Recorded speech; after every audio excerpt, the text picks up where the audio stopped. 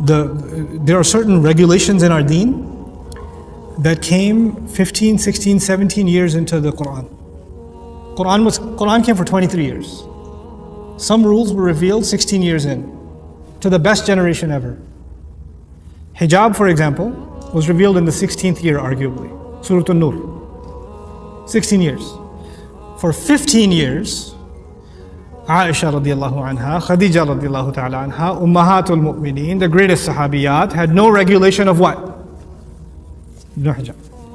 When they walked down the street or somebody else walked down the street, you would not know they're Muslim by their appearance. You would not know. Those were the greatest people.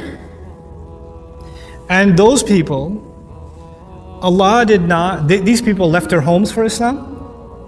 These people were tortured for Islam.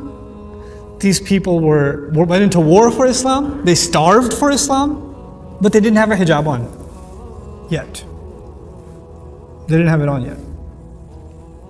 Why do you think that is? Why didn't Allah just send it from the beginning? Well, if you're a Muslim, take shahada, put a hijab on. You could have done that, right? And this is the greatest generation, willing to make the most sacrifices. If they're willing to sacrifice their home, they're willing to leave, be killed, be tortured.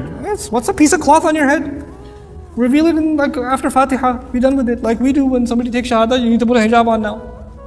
Immediately. If you study Surah An-Nur carefully, you know what you find out? It's not easy for a woman. That's not an easy decision. Some things are easier than others. Some things take time. Allah took His time giving that revelation. We don't take our time easing somebody into things. We want it on them right away. Immediately. The hukum is the hukum, I agree. The regulation is the regulation. But study some seerah. Understand how the Quran came. The Quran is not just a book of rules. It encapsulates the legacy of our Messenger sallallahu alaihi wasallam. How is Islam given? It's not just the rules. How were those rules given? How do you put them inside somebody's heart, not just on their head? How do you do that? And by the way, when you try your way, force your girls, force somebody, what happens? What happens? 1 year, 6 months, 2 months, 2 weeks, and then they take it off and they'll never put it on again now because you forced it the first time. And it reminds them of how forced they felt the first time. So even though they say I should wear it, it just reminds me of the arguments I used to have and I feel bad and I don't want to wear it. Backfires. Allah's way works, our way doesn't. Our way doesn't. We just want to mold people into a certain image.